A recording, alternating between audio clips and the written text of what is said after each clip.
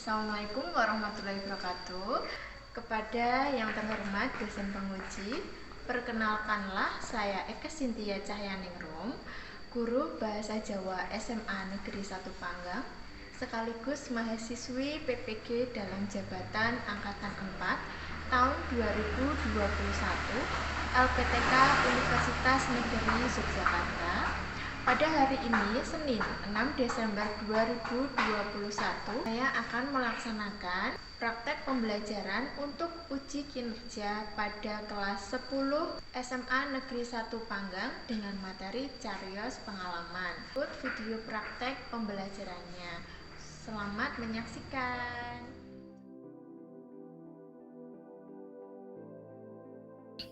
Assalamualaikum warahmatullahi wabarakatuh. Waalaikumsalam warahmatullahi wabarakatuh. Sugeng enjing para siswa. Sugeng enjing gue Nggih, sugeng pinanggih malih kalian ulangan basa Jawi. Nah, kalian Ibu Eka Sintia, pripun wartanipun dinten menika Mas Mbak? Sami saras nggih? Alhamdulillah saya Bu. Nggih, alhamdulillah sae. Sampun sami sarapan? Sampun Bu. Sampun Bu. Dereng. Mbak Anita, benjing malih menika kedah sarapan nggih, awet sak menika kedah njagi kasarasan supados oleh sinau menika tansah greget, tansah semangat nggih. Ngaten nggih Mbak Anita? Nggih, Bu. Nggih para siswa, saderengipun wiwit KBM dipun cek rumiyin pirantinipun HP utawi laptopipun saha pados papan ingkang gangsar sinyalipun. Sarta ampun kesupen beto charger mbok menawi mangke bateranipun menika telas. Sampun Mas Mbak? Sampun Bu. Alhamdulillah Bu. Sampun, Bu. Nggih, matur nuwun. Awet menika tasih pandemi, Ibu emutaken kedah njejegaken protokol kesehatan gangsal M. Menapa kemawon Mas Mbak? Gangsal M menika setunggal. Wisoh asta ngagem sabun. Ngagem masker, Bu. Nebihi kumpul-kumpul. Yagi Jadi jarak Sak menika kedah saestu njegaken protokol kesehatan gangsal M supados tansah dipun paringi saran. Napa malih sak menika sampun wiwit wonten lonjakan Covid gelombang ketiga. Nggih, kedah waspada. Nggih, Bu. Siswa saderengipun wiwit pasinaon, Ibu emutaken paugeran KBM daring ingkang kedah dipun ugemi, yaiku menapa kemawon Mas Mbak? Setunggal beda on kamera Bu. Kedah ngagem seragam sekolah, Bu. leres kedah ngagem seragam sekolah. Monggo dipun cek sinten ingkang boten mawi seragam sekolah. Sampun leres nggih? Leres. Sampun Bu. Nggih. Lajeng angka 3 menapa Mas Mbak? Mic dipun mute, Bu. Mic dipun mute Bu. Nah, ananging menawi badhe ngandharaken panemu, mangke saged dipun open mute nggih supados kepireng anggenipun micanten. Lajeng ingkang pungkasan menapa Mas Mbak? Kedah nderek ulangan dumugi pungkasan. Dumugi pungkasan. Nggih leres.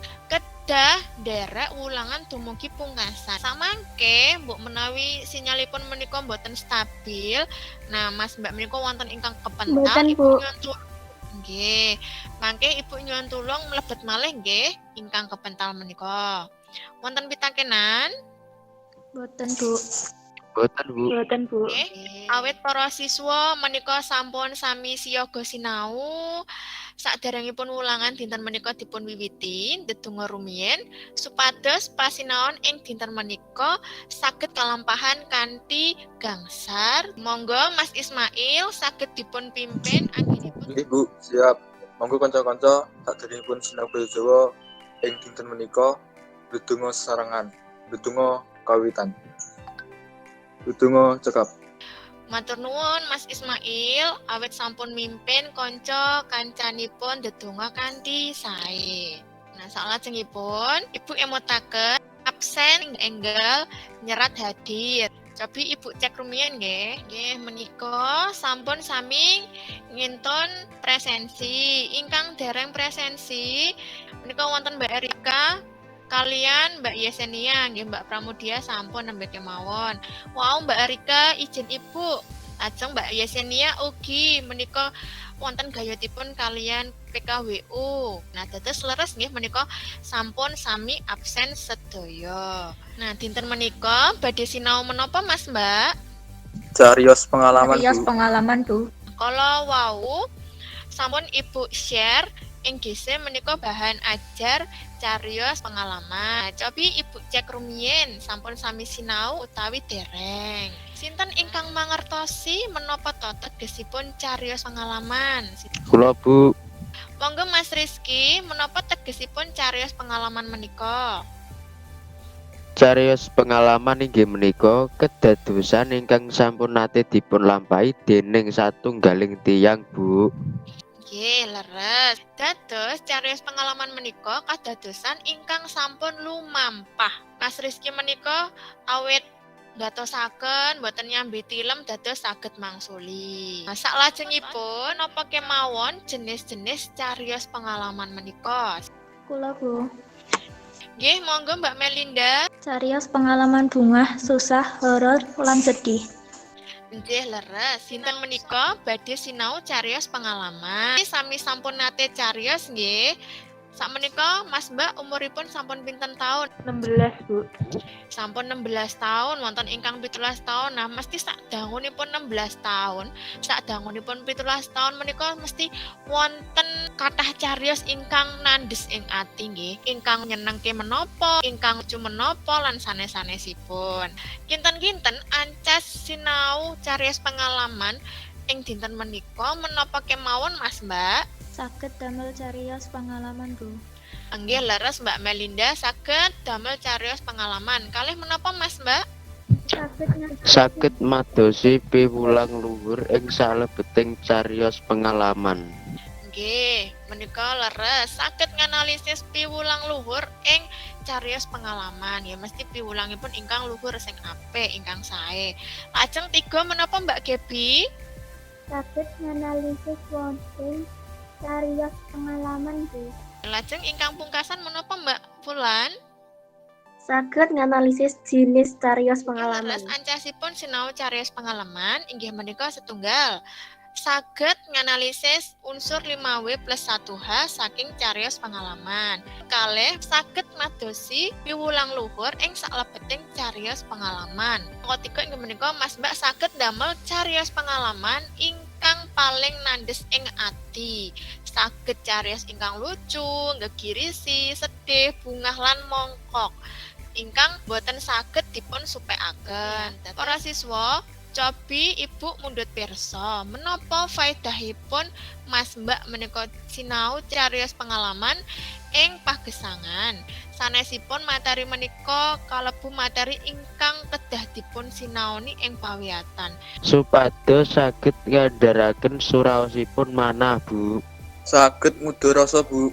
Saged ngandharaken kedadosan ingkang dipun lampahi Bu. Leres, salah satunggaling faedah cariyos pengalaman inggih menika minangka sarana pangudharasa kangge ingkang nyariosaken. Monggo ice breaking rumiyin kanthi game tebak gambar. Klunipun salah satunggaling jenis kewan ananging Mas Mbak kedah teliti anggenipun nebak. Nggih, monggo saged dipun wiwiti. Menika kinten-kinten gambar menapa Mas Mbak? Kucing Bu. Panda Bu. Panda. Nggih, Beruang lajeng- Bu. Nggih, lajeng napa malih? Kucing. Nggih, menika sirahipun menika kucing. Lajeng napa malih? Ana saklebatan kados panda, kados beruang ugi. Ya monggo dipun cek menika gambar menapa? Gambar menapa menika para siswa? Panda. Nggih, menika jan persilangan nggih antawisipun si panda kalian si kucing no. Awake panda lho, sirahe kucing. Nggih napa mboten? Nggih Bu, Nggih, unik wis. Bu. Nggih unik dan menggemaskan nggih menika si pandanipun. Nggih para siswa, Model pasinaon dinten menika ing migunakaken model pasinaon PBL utawi problem based learning. Kanthi lampah pasinaon setunggal menika Mas Mbak ningali tulodo cariyos pengalaman. Lajeng kalih madosi unsur 5W plus 1H ing cariyos pengalaman.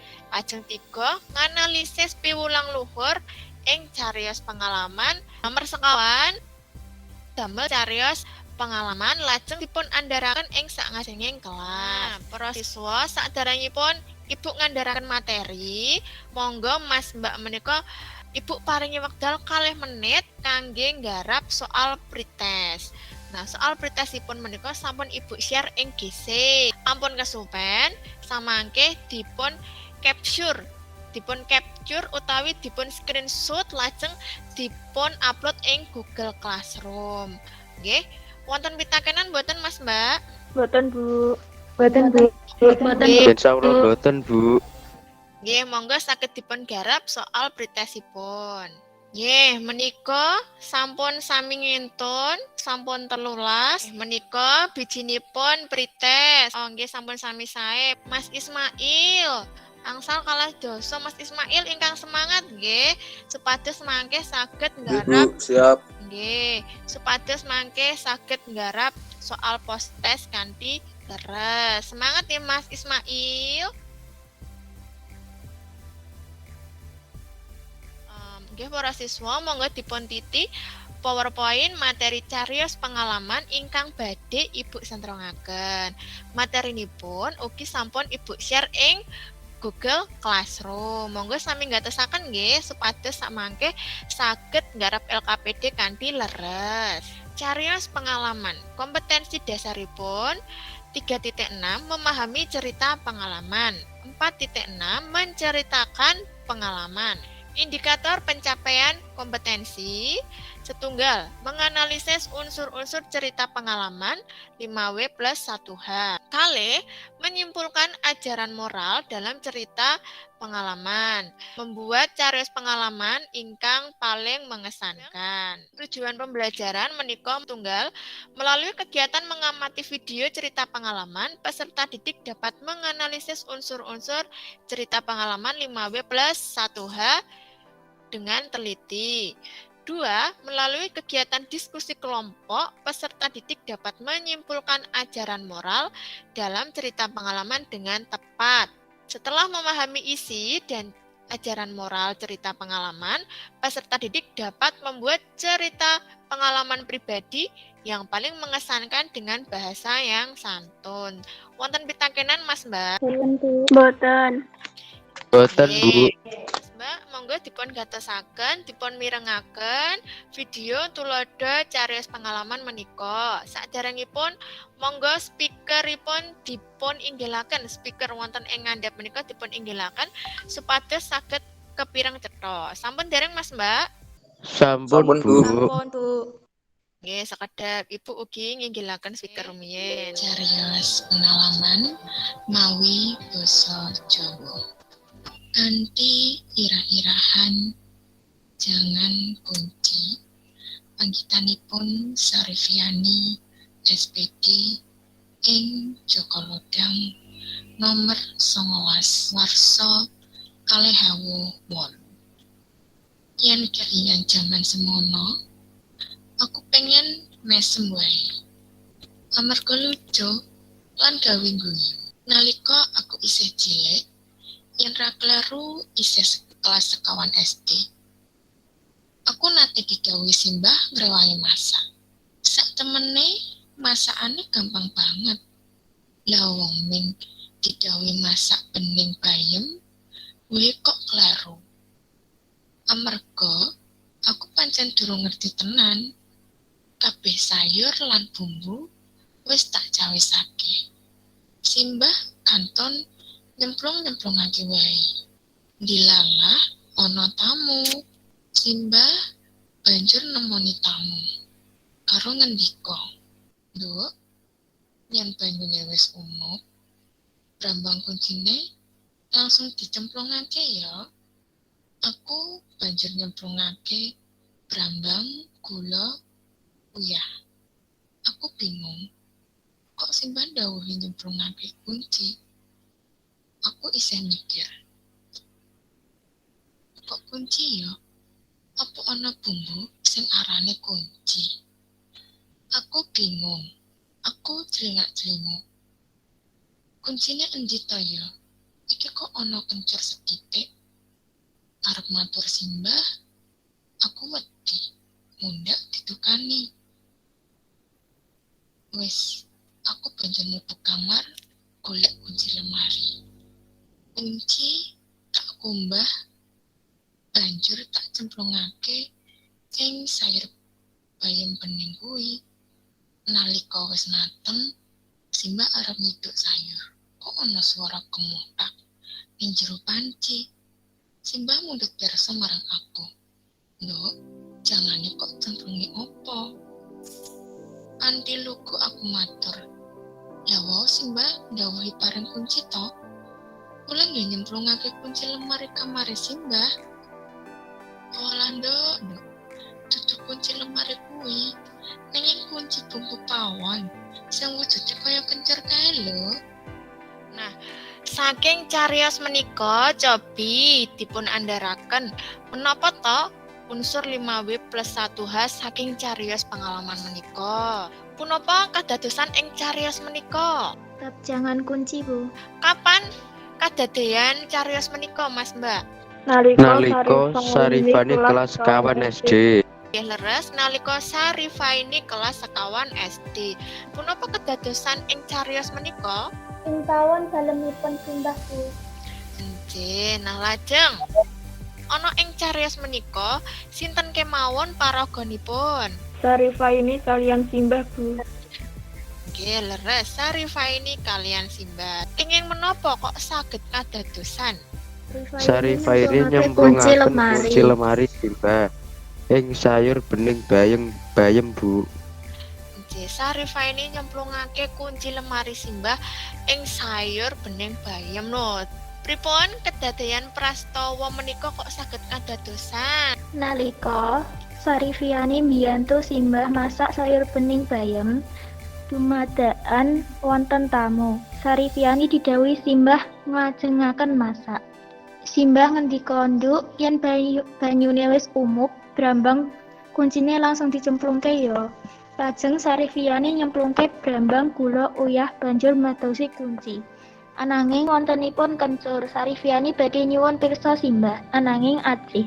Lajeng mlajar mlebet kamaripun Simbah pados kunci lemari. Kuncinipun lajeng dipun kumbah lan dicemplungke ing panci. Nalika sampun mateng, Simbah manggihi swanten kemlotak jebul kunci lemari. Mas Mbak, cobi cariyos jangan kunci menika dipun analisis. Menika kalebu salah satunggaling jenis cariyos menapa Mas Mbak? Lucu, Bu. Cariyos lucu Bu. Nggih, cariyos lucu leres. Awet mboten wonten nggih mosok manungsa menika nedha kunci gek kunci menika atos nggih. Nah, mangke wajanipun saged rompal-rompal. Nggih napa mboten? Nggih Bu. Nggih. Piwulang ingkang saged dipun pendet saking cariyos pengalaman jangan kunci dening Sarifaini menika menapa Mas Mbak? Mboten nangsal ajre nyuwun pirsa menawi dereng mangertos Bu. Nggih leres mboten angsal ajrih menawi dereng mangertos. Nah, mangke mindak bebayani nggih mesakake Simbah saged mlebet rumah sakit gara-garane putunipun menapa wayahipun menika masak kunci. Jangan kunci. Nggih, jangan kunci. Dumugi menika wonten pitakenan Mas Mbak? Insyaallah mboten Bu. Nggih para siswa menika wonten pamanggih para winasis ngengingi pangertosan bab pengalaman. Wonten ing http://eprin.perbanas.ac.id menika wonten kalih ingkang kotler pengalaman inggih menika wulangan ingkang dayani ewahipun patrap satunggaling tiyang. Dene pamanggih saking Irawan saha Farid pengalaman inggih menika lampahipun sinau ingkang dayani ewahipun patrap satunggaling tiyang. Umpaminipun Mas Rizky bibar maem sambil kekatahan lajeng enjingipun menika padaranipun sakit. Menika kan dayani gantos wekdal menika mesti Mas Rizky mboten badhe nedha sambel ingkang kathah. Ngaten nggih Mas Mbak, wonten pitakenan. Boten Bu. Pamanggih para winasis ngengingi pangertosan bab micanten wonten ing www.definisipengertian.com menika wonten kalih. Menika setunggal miturut Baktiar. Biar ngaturaken satunggaling prastawa ingkang dipun lampahi utawi kedadosan kanthi lesan saha ancas maringi pangalaman lan kawruh dhateng tiyang sanes. Angka kalih menika wonten pamanggih saking M Nur Mustaqim. Bilih micanten inggih menika usaha kagem ngrembakakaken potensi micanten lare kanthi mirengaken saha nyariosaken malih kanthi ancas gladi katrampilan lare nalika gineman ngandharaken ide kanthi cara lesan. Saking kalih pamanggih menika saged dipun tutut inggih menika Ngaturaken sawijining prastawa kanthi cara lesan lesan ingkang gadah ancas ngembangaken katrampilan anggenipun micara Bu. jinising cariyos pengalaman menika wonten maneka warni. Nah, menika wonten menapa kemawon Mas Mbak? Cariyos susah. Cariyos susah. Cariyos bunga. Cariyos Cariyos mongkok, mongkok. cariyos gegirisi, Cariyos gegirisi. cariyos Cariyos lucu. Kadosta cariyos jangan kunci kala wau mlebet ing cariyos lucu. Lajeng sakmenika nyerat cariyos pengalaman. Nah, nomor setunggal menika temtu kemawon Mas Mbak menika kedah nemtokaken tema rumiyin nggih. Nah, bibar tema menika kalih ukara cetha saha prasaja dados boten sah gladran. Lajeng 3 Ginakaken basa ingkang mentes saha gampil dipun tampi tiyang sanes. Gampil dipun mangertosi topikipun cariyos. Saged dipun tambah gambar kangge ngiyataken cariyos. Oke, matur nuwun. Caranipun maos cariyos pengalaman. Nah, menika wonten sekawan W. Menapa kemawon setunggal? Wiraga. Wiraga. Wiroro, wiroro, Wirasa. Anjir. Wiraga menika bab peranganing awak salira, lajeng wirama menika bab intonasinipun, lajeng wicara menika bab pocapan. Saged bedakaken to, do kalian do. Lajeng ingkang pungkasan menika menapa? Wirasa, penghayatan. wiroso. Oke, menika bab penghayatan, nggih. Nggih, awet sampun boten wonten pitakenan sakmenika wekdalipun para siswa rembagan ing LKPD. Kelompokipun sampun Ibu perang miturut absen nggih, lajeng LKPD-nipun ugi sampun Ibu kenton ing GC. Saderengipun Mas Mbak menika nggarap LKPD, Ibu andharaken rumiyin lampahipun garap LKPD. Setunggal nganalisis unsur cariyos pengalaman 5W1H. Kalih menapa? Dudut piwulangan luhur. Damel cariyos pengalaman. Cariyosaken cariyos pengalaman ingkang paling ngendes ing ati. Jeng menawi sampun dipun lampahi nomor setunggal kalih 3 sekawan. Nah, Mas Mbak menika dumugi ing angka 5. Inggih menika menapa? Presentasi saha paring Presentasi tanggapan. saha paring tanggapan. Monggo saged dipun wiwiti pirembakan ing WhatsApp grup kanthi damel grup alit nggih. Pun kesupen nomoripun Ibu dipun lebetaken ing grup supados Ibu saged ngecek Mas Mbak anggenipun pirembakan nggih. Monggo Mas Mbak saged pirembakan. Nggih, menika kelompok setunggal wis sampun gumyak sanget. Sampun 18 chat, cobi Ibu cek. Nggih, kelompok setunggal sampun rampung menika sampun ngentun. Jeng kelompok kalih ugi sampun gumyak sanget. Paraga nggih menika maksudipun menika tokoh nggih, paraga. Nggih, semangat mboten napa-napa. Lajeng kelompok 3 cobi pundi nggih kelompok 3? Kelompok 3 wonten kendala mboten? Alhamdulillah mboten Bu. Sampun rampung. Sampun rampung. Sampun Bu. Nggih, alhamdulillah mau menika kelompok 3 dipun bagi oleh nggarap. Nggih, sampun sampun sami rampung. Wes wonten emotikon ugi. Jeng kelompok sekawan menika ugi sampun wiwit pirembagan. Nggih, kelompok sekawan. Nggih, sampun sae. Cobi Ibu cek wonten ing GC. Mbak Amel, Mas Faris, sampun. Menika sampun kathah ingkang sami ngentun. Kelompok sinten ingkang dereng rampung? Kelompok 3 sampun ning kula dereng nglampirke wonten GC. Nggih, monggo dipun unggah. Kelompokipun Mbak Gebi sampun? Sampun, Bu. Pun kelompok sekawan? Sampun, Bu. Dereng direkap. Nggih, monggo dipun rekap rumiyin. Ibu tingali sampun rampung nggih, monggo sakmenika wiwit presentasi. Kelompok sinten ingkang badhe presentasi monggo? Kelompok kula, Bu. Oh nggih, menika kelompokipun Mbak Gebi badhe presentasi. Mbak Gebi saking kelompok kalih nggih. Nggih, Bu. Monggo Mbak Gebi saged dipun share screen lajeng dipun andharaken. Nggih, Bu. Napa dipun inggilaken Mbak Gebi? Leres nggih.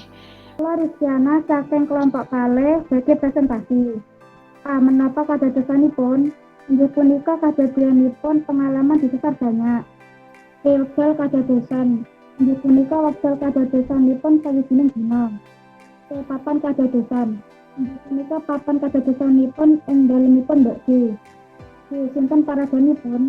Inggih punika Mbak D kalih aku. Sebab kadadosan inggih punika berbeda banyak. Pas kadadosanipun inggih punika wis jan larane ora jamak, sik ora disulke. Aku banjur bengok-bengok njaluk tulung karo nangis. Diulangipun. Inggih punika aja seneng moyoki lan berbeda kewan apa maneh manungsa. Anje, matur nuwun Mbak Rizkyana kalian Mbak Gebi ingkang sampun napa nggih saling nyengkuyung anggenipun presentasi. Saking presentasi kelompok kalih menika wonten garapan ingkang sanes mboten saking kelompok setunggal, 3 saha sekawan. Menapa kedadosanipun? Kedadianipun pengalaman disosor banyak. Sampun leres napa dereng? Sampun. Ampun, Bu. Menika saged dipun sigek nggih, menika saged irah-irahanipun menapa disosor banyak ngaten niku kemawon. Nah, lajeng awit menika mboten dipun jlentrehake dados namung sawijining dina nggih. Lajeng 3 papan sampun sami dereng papanipun terus mboten ing dalem Leres, Bu. pun sanes paragonipun Mbok D kalian aku menika sinten Mbak Pramu? M Kusalamani, Bu. Nggih, sebabipun bebeda banyak. Leres napa mboten Mas Mbak? Leres, Bu. Leres, Bu. Nggih. Lajeng kados pundi kedadianipun ing garapanipun Mbak Gebi menika wis jan lorone ora jamak, ge ora dicul-culke. Aku banjur bengok-bengok njaluk tulung karo nangis. Amargi remen bebeda banyak lajeng ing sawijining dina delala nembe apesipun bebeda banyak boten mangertos bilih ingkang wonten wingkingipun penyerat menika wonten banyak lanang ingkang galak lajeng dipun sosor dening banyak lanang menika, Bu. Kinten-kinten saking wangsulanipun kelompokipun Mbak Gebi kalian Mas Rizky leres ingkang pundi? Mas Mbak? Leres Mas Rizky, Bu. Ente leres. Awet Mas Rizky menika dipun andharaken nggih. Piwulangipun menika aja seneng moyoki lan bebeda kewan apa meneh manungsa. Leres napa mboten? Leres, Bu. Sak menika wiwit presentasi ing bab damel cariyos pengalaman. Ibu cek wonten ing GC sekedap nggih.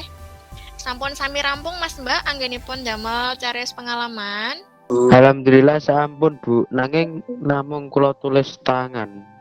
Nggih, sekedap Ibu cek rumiyin. Alhamdulillah menika sampun sekawan welas, sampun sedaya menika ngempalaken. Sinten ingkang badhe presentasi? Kula, Bu. Nggih, monggo Mas Rizky saged share screen. Boten, Ibu. Nggih, Ibu biyantu share screen rumiyin. Monggo Mas Rizky. Nggih, saderengipun dipun tepangaken nami kula Rizky Nur Ramadan. Cariyos punika kadadosan udakara 3 minggu kapungkur. Nalika semanten kula dipun timbali saking kelurahan supados saged tumut ngregengaken lomba gelar potensi desa budaya wonten Gedung Budaya Gunung Kidul. Nalika semanten kula dipun dawuhi supados pentas ringgit wacucal kirang langkung 2 menit. Senadyan wekdalipun namung 2 menit punika kedah kula laksanaken. Lah mboten kenyono-nyono keparenging Gusti ingkang Maha Kuwaos anggen kula lomba gelar potensi desa budaya menika saged kasil pikantuk nomor. Senadyan to namung pikantuk nomor juara harapan kali nanging kedah kula lan kanca-kanca kula syukuri. Wekdal punika raos kula bingah sumringah amargi anggen kula lomba kalian kanca kula saged angsal nomor. Lan uga kula menika gadah raos bombong amargi saged dados wakilipun kalurahan kula nderek wonten gelar potensi desa budaya wonten Wonosari. Sampun Bu. Onje, matur nuwun Mas Rizky. Para siswa, kinten-kinten cariyos ingkang dipun andharaken Mas Rizky menika kalebu jinis cariyos pengalaman ingkang menapa Mas Mbak? Nggih, saged bungah. Sanesipun bungah menapa? Cariyos mongkok Bu. Menawi bungah menika senang ananging menika nggih kalebu cariyos ingkang bungah nggih awit sampun kasil anggenipun derek lomba. Sampun kasil lan ugi saged Juara harapan kalih Bu.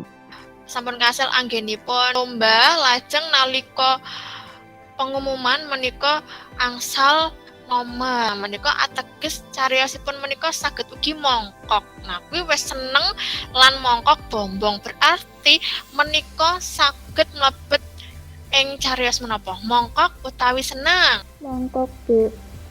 Nggih menika mlebet cariyos mongkok awit saged angsal nomor nalika sayembara. Nggih. Lajeng piwulang luhuripun menapa?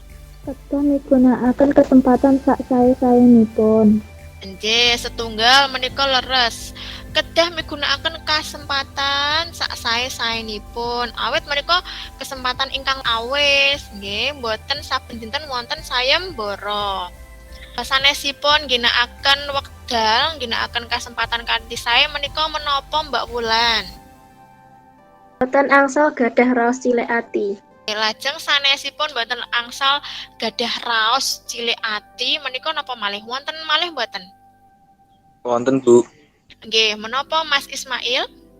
Gadah raos greget nalika nindakaken prakaryan menapa kemawon. Nggih, kedah gadah raos greget semangat menapa kemawon bab menapa kemawon kedah semangat kedah greget. Nah, kedah totalitas maksimal. Nggih, para siswa, alhamdulillah dinten menika sampun kasil anggenipun sinau bab cariyos pengalaman. Cobi Ibu mundhut pirsa dipun andharaken keterangan menapa ingkang Mas Mbak rumaos tasih aurat, tasih angel nalika sinau bab cariyos pengalaman menapa? Madosi tegesipun tembung kramanipun Bu. Kira-kira kenging menapa bab menika tasih angel Mas Rizky? Mbok menawi awit tasih jarang maos wacan ingkang mawi basa Jawi Bu. Encih leres. Dados menika kedah dipun tingkataken malih nggih. Olahe pados kaweruh babagan tetembungan supados saged gangsar menawi Ibu paringi tugas gladen ngerakit wacan. Perangan materi menapa ingkang dipun raos gampil ing bab cariyos pengalaman menika? Saged madosi wosing cariyos pengalaman Bu. Nambah kawruh karya pengalaman. Saged mudharasa kanthi damel cariyos pengalaman Bu. Monggo dipun tutut asiling sinau dinten menika. Mas Mbak, cobi setunggal menapa tegesipun saking cariyos pengalaman? Cariyos pengalaman nggih menika kadadosan ingkang sampun dipun lampahi utawi dipun prangguli tiyang ingkang wekdal tamtuhu.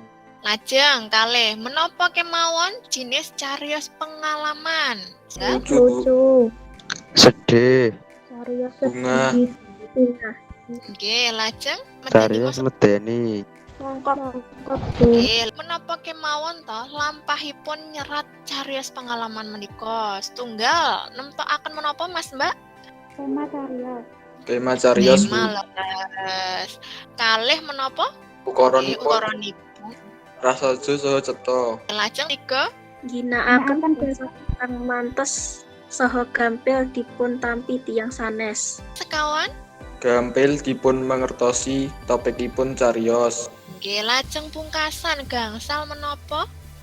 Saged dipun tambah gambar kangge nyiyataken cariyos. Kalau wau Ibu tingali sami dereng wonten gambaripun. Mangke dipun tambahi gambar nggih Mas Mbak.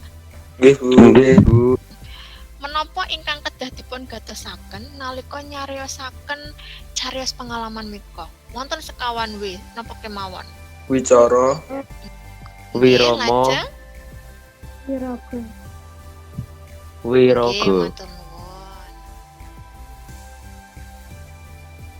Siswa pasinaon dinten menika sampun purna. Kados padatanipun ingkang aktif kala wau Ibu paringi biji 8 dosa lan ingkang dereng aktif ngajeng ingkang langkung aktif nggih. Alhamdulillah dinten menika sampun kathah ingkang aktif. Dados sanesipun ingkang tasih anteng boten sah ajih ugi lingsem nggih para siswa. Nggih, Bu. nggih, Bu. Nggih, Bu. Si, monggo para siswa nggarap soal post test rumiyin. Menika sampun Ibu share wonten ing GC. Menika sampun 11. Monggo sanesipun ingkang dereng. Cobi Ibu cek bijinipun. Nggih, Mas Ismail wau sampun minggah nggih Mas Ismail, monggo dipun babar sesarengan. Cariyos menika kalebet jinising pengalaman menapa Mas Mbak? Lucu. lucu, Leres lucu. Punapa ta sebab rayi panyerat menika muwun? Muwun menika ateges menapa Mas Mbak? Muwun. Nggih, nangis. Sebabipun menapa Mas Mbak? Nyepeng telek. Nggih, awet nyepeng telek lencung. Nah, niatipun menika badhe mbiyantu bapakipun mbandem uler nggih ananging awet boten teliti ingkang dipun pendet menika menapa jebul? Telek lencung, Bu. Nggih. lenco, Nggih. Lajeng pungkasan punapa piwucal ingkang saged kapandhet saking cariyos menika ingkang bijinipun tasih wonten ing sak ngandhapipun 7 dosa gangsal saged remedi nggih. Remedinipun menika setunggal nganalisis unsur cariyos pengalaman 5W1H saking cariyos kecemplung Blumbang nggih. Alamat lingipun wonten ing ngandhap menika. Lajeng madosi piwulang luhur saking cariyos pengalaman menika. Ingkang sampun langkung saking 7 dosa gangsal menika Mas Mbak saged review video cariyos pengalaman saking video kecemplung Blumbang menika. Lajeng mangke ingkang remedi saha ingkang pengayaan tugasipun dipun kenton ing GC. Tugas terstrukturipun saking damel cariyos pengalaman kala wau Mas Mbak dipun damel video nggih, lajeng dipun unggah ing YouTube. Linkipun video menika dipun kinten ing Google Classroom. Lajeng ulangan minggu ngajeng inggih menika bab sesorah. Dipun sinaoni rumiyin nggih Mas Mbak bab sesorah menika wonten pitakenan. Boten, Bu. boten Bu. Nggih. Awit ulangan dinten menika sampun paripurna, monggo dipun pungkasi kanthi maos hamdalah sesarengan. Setunggal kalih 3. Alhamdulillahirabbil alamin. Alhamdulillahirabbil alamin. Alhamdulillahirabbil alamin. Nggih matur nuwun, monggo para siswa saged lift saking Jimit. Sugeng siang. Siang, Siang, Bu. Bu. Nggih.